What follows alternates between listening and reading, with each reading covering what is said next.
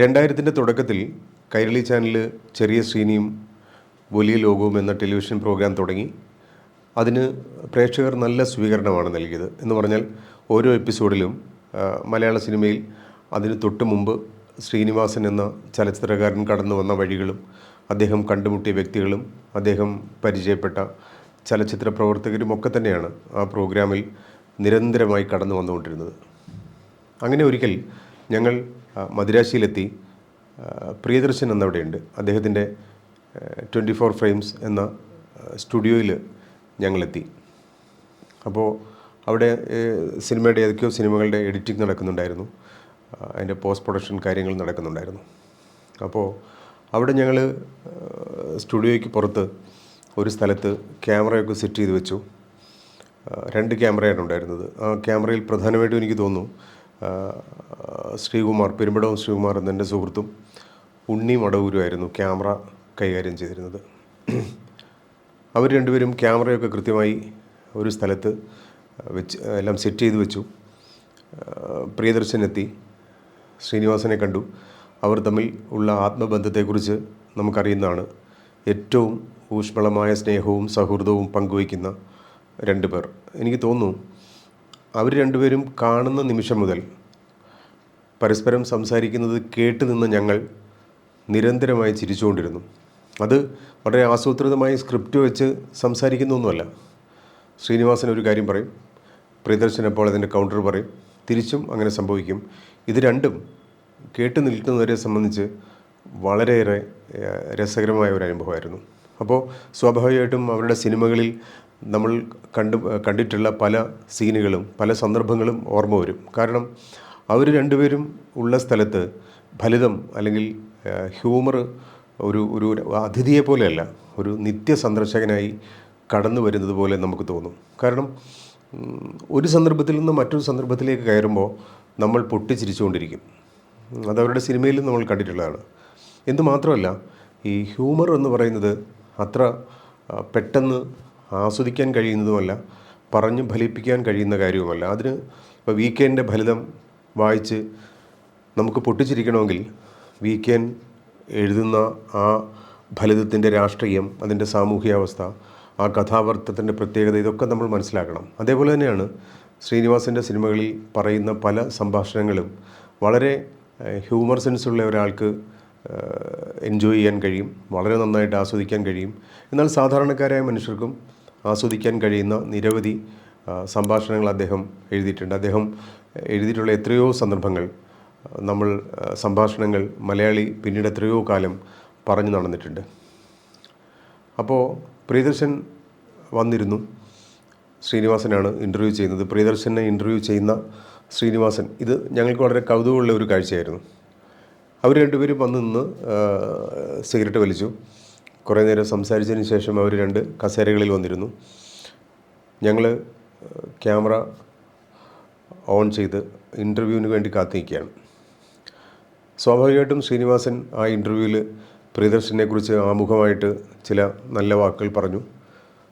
അത് കേട്ട് പ്രിയദർശൻ ചിരി അടക്കിയിരിക്കുകയാണെന്ന് ഞങ്ങൾക്ക് മനസ്സിലായിരുന്നു. ശ്രീനിവാസൻ പ്രിയദർശൻ്റെ ഇൻ്റർവ്യൂ തുടങ്ങിയത് ഇങ്ങനെയായിരുന്നു. പ്രിയൻ വർഷങ്ങൾക്ക് മുമ്പ് പണമില്ലാത്ത കാലത്ത് അമ്മ മട്ടൻ വാങ്ങിക്കാൻ വേണ്ടി തരുന്ന പൈസയും കൊണ്ടുപോയി പൂജപ്പുര ഒരു ഇറച്ചിക്കടയിൽ നിന്ന് പകുതി മട്ടനും പകുതി ബീഫും വാങ്ങിക്കും. എന്നിട്ട് തൊട്ടടുത്ത പൊതു ടാപ്പിൻ്റെ അടുത്ത് കൊണ്ടുവച്ചിട്ട് ഈ മട്ടനും ബീഫും കൂടെ മിക്സ് ചെയ്തിട്ട് അമ്മയ്ക്ക് കൊണ്ടു കൊടുക്കും. മട്ടനാണെന്നുള്ള പേരിൽ അമ്മ മട്ടൻ വാങ്ങാനാണ് പൈസ കൊടുത്തത്. അതിൽ നിന്നും കുറച്ച് പൈസ ലാഭിച്ച് പകുതി ബീഫും പകുതി മട്ടനും വാങ്ങി മിക്സ് ചെയ്ത് വീട്ടിൽ കൊണ്ടു കൊടുത്ത് കുറച്ച് പൈസ ലാഭം ഉണ്ടാക്കും. ആ പൈസ കൊണ്ട് സിനിമയ്ക്ക് പോകും. അങ്ങനെ ഒരു കാലം ഉണ്ടായിരുന്നു അല്ലേ എന്ന് വളരെ ഗൗരവത്തിൽ ശ്രീനിവാസൻ ചോദിച്ചു. അപ്പോൾ പ്രിയദർശൻ കണ്ണടയൊക്കെ എടുത്തൊന്ന് ഊരി മാറ്റി കണ്ണൊക്കെ ഒന്ന് തുടച്ചിട്ട് വളരെ വികാരാധീനനായിട്ട് അദ്ദേഹം ആ കാലം മനോഹരമായി പറഞ്ഞു. അന്ന് സുഹൃത്തുക്കൾക്കൊപ്പം സിനിമ കാണുന്നതായിരുന്നു ഏറ്റവും വലിയ പാഷൻ.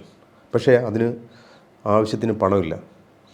അപ്പോൾ ഈ അമ്മ കൊടുക്കുന്ന മട്ടൻ വാങ്ങിക്കാൻ കൊടുക്കുന്ന പൈസയിൽ കുറച്ച് പൈസ മോഷ്ടിച്ച് പകുതി ബീഫും പകുതി മട്ടനും വാങ്ങി ടാപ്പിൻ്റെ അവിടെ കൊണ്ടുവച്ച് മിക്സ് ചെയ്ത് അമ്മയ്ക്ക് കൊണ്ട് കൊടുക്കും. അതിൽ നിന്ന് ലാഭിക്കുന്ന പൈസ കൊണ്ട് നേരെ സിനിമയ്ക്ക് പോകും. ഈ കാലം വളരെ വികാര തീവ്രതയോടുകൂടി പ്രിയദർശൻ പറഞ്ഞു കഴിഞ്ഞപ്പോൾ ഞങ്ങൾ കേട്ടു നിന്ന് ഞങ്ങളും ആ കാലത്തിലേക്ക് പോയി. ഞങ്ങളുടെയും കണ്ണിൽ ഒരു നനവ് പടർന്നു. ശ്രീനിവാസൻ അടുത്ത ചോദ്യം ചോദിച്ചു, പ്രിയ, ഇങ്ങനെ ഈ മട്ടനും ബീഫും കൂടി മിക്സ് ചെയ്തത് പിൽക്കാലത്ത് കഥകൾ മോഷ്ടിക്കാൻ എത്രമാത്രം പ്രയോജനപ്പെട്ടിട്ടുണ്ട്? പ്രിയദർശൻ ഒരിക്കലും പ്രതീക്ഷിക്കാത്ത ഒരു ചോദ്യമായിരുന്നത്. ഈ ചോദ്യം കേട്ട് എന്തുത്തരം പറയണമെന്നറിയാതെ പ്രിയദർശൻ തിരുവനന്തപുരത്ത് പ്രചാരം നേടിയ ഒരു ചീത്ത, ഒന്നല്ല 2-3 ചീത്ത തുടർച്ചയായിട്ട് വിളിച്ചിട്ട് പറഞ്ഞു, എടോ, ഞാനും താനും കൂടി ഇരുന്ന് കഥ മിക്സ് ചെയ്തിട്ടുണ്ട്, എന്നിട്ട് താൻ എന്നോട് ആ വർത്തമാനം പറയരുത്. ശ്രീനിവാസൻ അപ്പോഴേക്കും ചിരിച്ച് എന്ത് പറയണമെന്നറിയാൻ വയ്യാതെ ചിരിച്ച് എഴുന്നേറ്റു. അപ്പോൾ പ്രിയദർശൻ എന്നോട് പറഞ്ഞു, അനൂപ, ക്യാമറയൊന്ന് കട്ട് ചെയ്യാൻ പറയൂ, ഞാൻ ഇയാളോട് 4 വർത്തമാനം പറയട്ടെ എന്ന് പറഞ്ഞിട്ട്. അപ്പോഴേക്കും നമ്മൾ സ്വാഭാവികമായിട്ടും പ്രിയദർശൻ പറഞ്ഞപ്പോൾ ശ്രീകുമാർ ക്യാമറ കട്ട് ചെയ്തു. ശ്രീനിവാസനെ പ്രിയദർശൻ പല കഥാമോഷണ സന്ദർഭങ്ങളിൽ എൻ്റെ ഒപ്പം ഇരുന്നിട്ട് ക്യാമറയുടെ മുന്നിൽ വന്ന് എന്നെ അപമാനിക്കാൻ ശ്രമിച്ചു എന്ന് പറഞ്ഞ് ഊടുപാട് ചീത്ത പറയുകയും രണ്ടുപേരും ഭയങ്കരമായി ചിരിച്ച് ഒരു 3/4 മണിക്കൂർ പിന്നീട് ആ ഇൻ്റർവ്യൂ തടസ്സപ്പെട്ടു. ശേഷം വീണ്ടും അവർ വന്നിരുന്ന് വളരെ സീരിയസ് ആയിട്ട് ആ ഇൻ്റർവ്യൂ തുടർന്നെങ്കിലും പിന്നീട് വീണ്ടും അന്ന് പറഞ്ഞ മറ്റൊരു കാര്യം എനിക്ക് ഓർമ്മയുള്ളത്, പ്രിയദർശൻ പുതിയൊരു കാർ വാങ്ങി. അപ്പോൾ കാർ വാങ്ങിയിട്ട് ഏറ്റവും പ്രിയപ്പെട്ട സുഹൃത്ത് എന്നുള്ള തരത്തിൽ ശ്രീനിവാസനെയും കയറ്റി മദ്രാസിൽ ഒരു പ്രശസ്തമായ ഹോട്ടലിൽ പോയി ഭക്ഷണം കഴിച്ചു, മദ്യം കഴിച്ചു. എന്നിട്ട് അവർ പുറത്തിറങ്ങി ഒരു സ്ഥലത്തേക്ക് വണ്ടി ഓടിച്ച് പോകുമ്പോൾ പ്രിയദർശൻ അഭിമാനത്തോടു കൂടി പറഞ്ഞു, വർഷങ്ങൾക്ക് മുമ്പ് ഭക്ഷണത്തിനും വണ്ടിക്കൂലിക്കും ഒന്നും പൈസ ഇല്ലാതെ ചെന്നൈയിലെത്തി, കുറച്ച് കാലം കൊണ്ട് നമ്മൾ ഈ അവസ്ഥയിലെത്തിയല്ലോ അല്ലേ ശ്രീനി എന്ന് ശ്രീനിവാസനോട് ചോദിച്ചു. അപ്പോൾ ഒരു സ്ഥലത്തൂടെ വണ്ടി കടന്നു പോകുമ്പോൾ പ്രിയദർശനോടെ വണ്ടി നിർത്തി ഇവർ പുറത്തിറങ്ങി സിഗരറ്റ് വലിച്ചു. അപ്പോൾ ശ്രീനിവാസൻ പറഞ്ഞു, ഉടുതുണിക്ക് മറുതുണിയില്ലാതെ കേരളത്തിൽ നിന്ന് കുറേ എണ്ണം മദ്രാസിൽ വന്ന് ഇപ്പോൾ അവനൊക്കെ വിലപിടിപ്പുള്ള കാറ്, വിലപിടിപ്പുള്ള മദ്യം, വിലപിടിപ്പുള്ള ഹോട്ടൽ, ഇവനൊന്നും സത്യസന്ധമായി സിനിമയിൽ കാര്യങ്ങൾ ചെയ്ത് മുന്നോട്ട് പോകാൻ ഉദ്ദേശിക്കുന്നവരല്ല എന്ന് പറഞ്ഞിട്ട് ഈ പ്രിയദർശൻ പറഞ്ഞതിനെ മുഴുവൻ എതിർത്തുകൊണ്ട് സംസാരിച്ചു. അടുത്ത നിമിഷം പ്രിയദർശൻ ഓടിച്ചെന്ന് കാർ സ്റ്റാർട്ട് ചെയ്തിട്ട് താൻ അങ്ങനെയുള്ളവരുടെ കാറിൽ കയറേണ്ട, നടന്നു പോയാൽ മതി എന്ന് പറഞ്ഞിട്ട് പ്രിയദർശൻ കാറെടുത്ത് പോയി എന്നൊരു കഥയും വന്ന് അവർ പറയുന്നുണ്ടായിരുന്നു. അപ്പോൾ ഇതിൽ പലപ്പോഴും ഇവർ തമ്മിലൊക്കെയുള്ള സംസാരം, പ്രിയദർശനും ശ്രീനിവാസനും തമ്മിലുള്ള സംസാരം കേൾക്കുമ്പോൾ, അല്ലെങ്കിൽ ശ്രീനിവാസനുമായിട്ട് ബന്ധപ്പെട്ട് പലരും പല കാര്യങ്ങളും പറയുമ്പോൾ ഇത് കഥയാണോ യാഥാർത്ഥ്യമാണോ എന്ന് നമുക്ക് സംശയം തോന്നും. അത്രമാത്രം രസകരമായ സന്ദർഭങ്ങൾ ജീവിതത്തിൽ സ്വയം അറിയാതെ സൃഷ്ടിക്കപ്പെടുന്ന ഒരു ജീവിതമായിരുന്നു ശ്രീനിവാസൻ്റേത്. അതുകൊണ്ട് തന്നെയാണ് ഒരിക്കൽ അദ്ദേഹം പറഞ്ഞത്, ഞാൻ ഇത്രമാത്രം പ്രശസ്തനാകുമെന്ന് ഞാൻ അറിഞ്ഞിരുന്നെങ്കിൽ എൻ്റെ ജീവിതം ഞാൻ കുറച്ചുകൂടി സംഭവബഹുലമാക്കുമായിരുന്നു. അതെനിക്ക് പറ്റിയില്ല. കാരണം ഇത്രയൊക്കെ ഞാൻ പറഞ്ഞാൽ കേൾക്കാൻ ആളുണ്ടാവും, ഇത്രമാത്രമൊക്കെ പ്രശസ്തനാകും എന്ന് ഞാൻ മുൻകൂട്ടി അറിഞ്ഞിരുന്നെങ്കിൽ എൻ്റെ ജീവിതം ഞാൻ കുറച്ചുകൂടി സംഭവബഹുലമാക്കുമായിരുന്നുവെന്ന് ശ്രീനിവാസൻ ഒരിക്കൽ പറയുകയുണ്ടായി. അപ്പോൾ ഇപ്പോൾ ഈ ഓർമ്മകൾ എന്ന് പറയുന്നത് നമ്മൾ പലപ്പോഴും ഈ രോഗത്തിൻ്റെ അവസാന ഘട്ടത്തിൽ ഗബ്രിയേൽ ഗാർഷ്യ മാർക്വസ് സ്വന്തം നാട്ടിലേക്ക് ഒരു ട്രെയിനിൽ യാത്ര ചെയ്യുമ്പോൾ അദ്ദേഹത്തിനോട് പത്രക്കാർ ചോദിച്ചു, എന്താണ് ജീവിതത്തിൽ അങ്ങയുടെ ഇപ്പോഴത്തെ ആഗ്രഹം എന്ന് ചോദിച്ചു. അപ്പോൾ പറഞ്ഞു, ഇത്രമാത്രം നേരത്തെ ഞാൻ ഈ ഭൂമി വിട്ട് പോകുമായിരുന്നു എന്നുണ്ടായിരുന്നെങ്കിൽ ഇത്രമാത്രം ഞാൻ ഉറങ്ങില്ലായിരുന്നു. ആ സമയം കൂടി ഞാൻ ഉണർന്നിരുന്ന് ഈ ഭൂമിയിലെ സൗന്ദര്യം കാണുകയും ഭംഗി ആസ്വദിക്കുകയും ചെയ്യുമായിരുന്നു. ഞാൻ ഒരുപാട് സമയം ഉറങ്ങി നഷ്ടപ്പെടുത്തി, ആ ഒരു കുറ്റബോധം എനിക്കുണ്ടെന്ന് അദ്ദേഹം പറയുകയുണ്ടായി. അതേപോലെ ഇപ്പോൾ ശ്രീനിവാസനെ പോലെ ഒരാൾ ശരിക്കും പറഞ്ഞാൽ അദ്ദേഹം പറഞ്ഞില്ലേ, ഞാൻ കുറച്ചുകൂടി ജീവിതം സംഭവബഹുലമാക്കുമായിരുന്നു എന്ന് പറഞ്ഞതിൽ വേറൊരു ഫിലോസഫി ഉണ്ട്. എന്ന് പറഞ്ഞാൽ അദ്ദേഹം ഈ പറഞ്ഞ പോലെ ആസൂത്രിതമായി പലപ്പോഴും പല സന്ദർഭങ്ങളിൽ വളരെ ആലോചിച്ച് സംസാരിക്കുന്നതായിട്ട് എനിക്ക് തോന്നിയിട്ടില്ല. വളരെ എക്സ്റ്റംബറായിട്ട്. അതുകൊണ്ട് തന്നെയാണ് അദ്ദേഹം സ്വന്തം അമ്മ പത്രം വായിച്ചുകൊണ്ടിരിക്കുമ്പോൾ രാവിലെ അമ്മയോട് പോയി, ഇങ്ങനെയൊക്കെ പത്രം വായിച്ചിരുന്നാൽ മതിയോ, ആ പേജിൽ പടമൊന്നും വരണ്ടേ, പടമൊക്കെ ഒന്ന് വരുത്തണ്ടേ എന്ന് സ്വന്തം അമ്മയോട് പോലും ചോദിക്കാൻ പറ്റുന്നത്ര വളരെ സത്യസന്ധതയോടെ അല്ലെങ്കിൽ വളരെ നിഷ്കളങ്കതയോടെ ഓരോ സന്ദർഭത്തെയും കാണാൻ അദ്ദേഹം മനഃപൂർവ്വം ശ്രമിക്കുന്നതല്ല, അങ്ങനെ സംഭവിക്കുന്നതായിട്ട് എനിക്ക് തോന്നിയിട്ടുണ്ട്. പലപ്പോഴും ഈ ശ്രീനിവാസൻ്റെ അടുത്ത് കഥ പറഞ്ഞിട്ട് കഥ മോഷണം പോയി, അല്ലെങ്കിൽ കഥയെക്കുറിച്ചൊക്കെ പലപ്പോഴും പല വിവാദങ്ങളും ഉണ്ടാകുമ്പോൾ 2000-ൽ കൈരളിയിൽ ആ പ്രോഗ്രാം തുടങ്ങി അന്നു മുതൽ ഇന്ന് വരെ വ്യക്തിപരമായ മിക്കവാറും എല്ലാ കാര്യങ്ങളും നേരിട്ട് സംസാരിക്കുന്ന ഒരാളെന്നുള്ള തരത്തിൽ, സഹോദര തുല്യനായ ഒരാളെന്നുള്ള തരത്തിൽ എനിക്ക് തോന്നിയിട്ടുണ്ട്.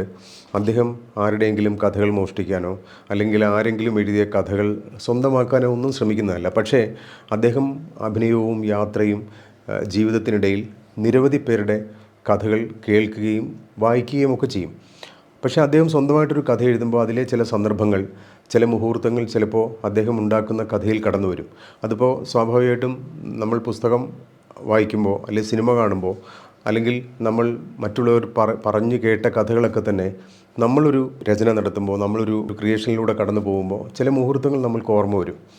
അങ്ങനെയൊക്കെ സംഭവിക്കാനുള്ള സാധ്യത ഒഴിച്ചാൽ ഒരിക്കലും ഈ ക്രിയേറ്റിവിറ്റിയുടെ ഒരു സത്യസന്ധത സൂക്ഷിക്കുന്നതിലും വ്യക്തി എന്നുള്ള തരത്തിൽ ആ സത്യസന്ധത സൂക്ഷിക്കുന്നതിലുമൊക്കെ അദ്ദേഹം എനിക്കെപ്പോഴും വളരെ പ്രിയപ്പെട്ട ഒരാളായി തോന്നിയിട്ടുണ്ട്.